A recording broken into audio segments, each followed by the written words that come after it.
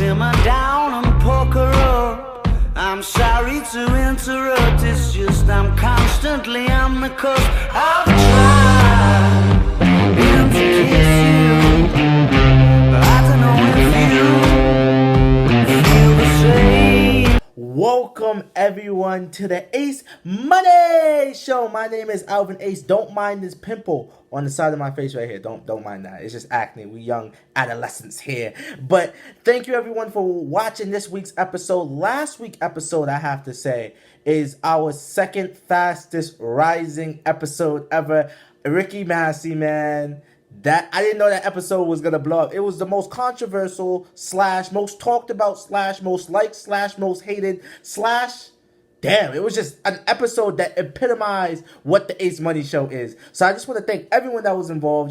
Thank you, Ricky Massey. And he did reach out to me. And this week I will acknowledge that. He came in my inbox and, we basically broke bread. We cleared the air and everything we could close that chapter in our lives now. We can move forward as young black males now. You know what I mean? As young black males. But that's not here nor there. Even though Lyric is big bag huffing and puffing. I can't see her comments. That's why I never commented. I just didn't see her comments. I know she commented because people told me, like, hey, Lyric is commenting. And I was just like, I didn't see it. But that's not here nor there. If you haven't seen last week's episode, I want you to watch it. It's a treat. It's a treat. And basically, the Ace Money Show is now known as the gem of your week. Your hidden gem that you look forward to every fucking week. So, this week's episode, as you see from the title above, is Culture Shock worth it? You know what I mean? Like, I put a lot of time.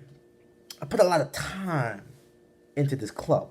I put a lot of emphasis into this club. I put a lot of blood, sweat, mad money. I put like $2,000 into this fucking club. And I feel like no one is putting in as much effort in this club as me. I feel like I'm the only one in the group that's really like pushing, you know what I mean? Like pushing for us to have an end goal. And for those who didn't know what Culture Shock is something for young people at UAlbany to express themselves, creativity, like a creative outlet they can find and do that through the group and benefit all of us. They benefit their talents. I benefit myself as a young entrepreneur, like I plan to be in college. And this, that, and the third, and we just grow the brand. And to me, it wasn't a club, it was a brand. It was literally like I was making this a Bad Boy Entertainment or Death Row record label, but it seems like I'm the only one that's really pushing for it. I didn't have no Biggie. I don't have a Tupac with me. It's just me. And what really solidified that is a couple of key points that solidified that. I'm going to tell you one right now. And you can see that this is the same area where I did the Big 20 episode, episode 15. So this is very sentimental to my heart. Niggas laughed at that, but that was real sentimental to my heart. Fuck y'all niggas. But so it came especially when I tried to do like film, like certain episodes. Like I wanted to do a show every week for the channel. Like I wanted a different show in living culture. I wanted to do poetically. I wanted to do Culture Shock box, Culture Shock music. I wanted to do a whole bunch of shit, Culture Shock mixtape. But at the end of the day, I felt like no one took it seriously but me. Like I was gonna be out there filming. I was gonna be out there slaving. I was gonna be out there, behind the scenes telling people what to do and shit. And I feel like no one cared. And the meat and potatoes of that was 2 Fridays ago when I wanted to film the Poetically podcast, and the two girls that wanted to do it, one of them I didn't get no answer from because her phone was dead or some shit like that, and the other one didn't take it seriously. And I was like, wow, that's crazy. I felt like a lot of people in the group cared about themselves more than just care about the group itself. You know what I mean? I felt like everyone wanted the free studio time that I offered, you know what I mean? Because I know someone down in Albany who do free studio time, and even though it was at the Boys and Girls Center, I tell people like, this not no real studio, and they like, oh bro, we can still do it, and I'm just like, yo, this is not like a legit, you're not going into like a DJ Khaled studio, you know what I mean? This is literally at the Boys and Girls Center. When you look outside, you see Lark Street, for God's sakes. Like, it's not a fucking big bad studio. But I felt like a lot of people was using me to go through there, and good thing I didn't let anyone go through it. I just felt like no one contributed to my shit. And then another thing, we didn't capture the lightning bolt that was the fucking party. Once we did the party, we should have jumped on the the Blockfest. And the Blockfest, we did a huge, tremendous success for that. We got 88 sign-ups, and the first meeting we had was only 16 it was only 16 people showed up, and I was like, all right, I can manage this. I felt like humbled. I was like, all right, if they stick with me and I stick with them, this should be a humble beginnings. But it became less and less after that. The next week after that was 8 people, and the next week after that was 3.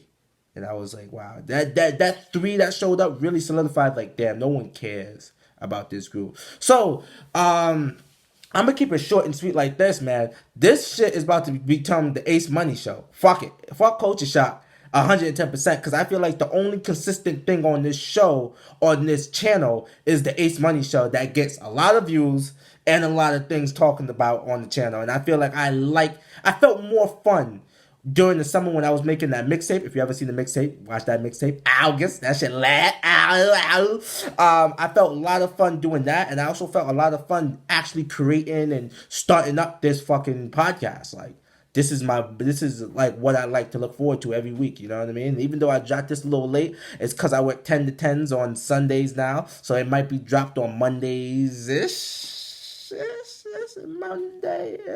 Monday-ish. But nah, I just feel like this Culture Shock is too big for people right now, and I feel like I need a better team. Even the board people that I had wasn't good. They wasn't like helping me 110% like how I wanted it, and I feel like, damn, this bump is big as shit on my face. But I feel like I need a better team.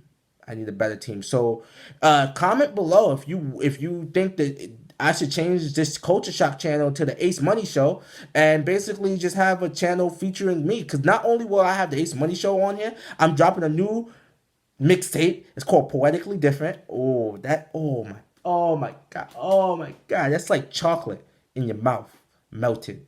That's how good this mixtape is gonna be. It's like XXXTentacion, Sad, and Shiloh Dynasty type beat mixtape. Oh my god.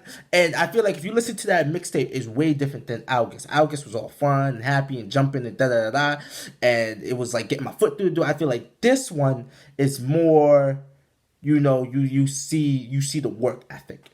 You see the growth. You see the word flow growth. And I hope you can listen to that. So that's in the works. Also, I'm probably doing a music video too, because that shit's going to be lit. I never did the music video, but that shit's going to be lit. But if you like to see things like this, I'm about to just change it to Alvin Ace channel.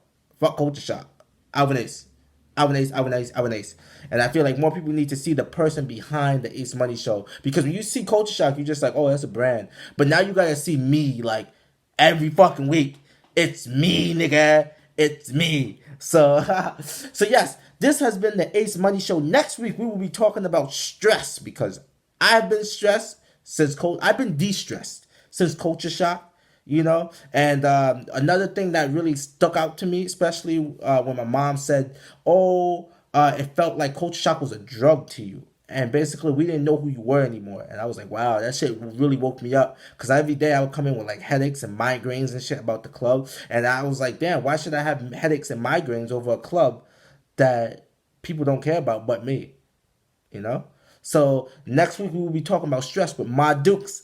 Mommy will be on the show. Yeah, she's gonna be on the show. My mom is gonna be on the show. I'm a huge mama's boy. That's my mom though, and she's been very stressed. She's just coming down from de-stressing herself, and we're just gonna be talking about stress, how to overcome stress, how to defuse stress, and how stress come on to us, and what stress is going to do, especially in us black folks. Because that shit kills us. So yes, this has been the Ace Money Show. If you haven't seen last week's podcast, watch it. If you haven't seen next week's podcast, I suggest watch that. They say every time you cough or yawn in the month of October, that's a ghost dick going in your mouth. This has been the Ace Money Show. Thank you.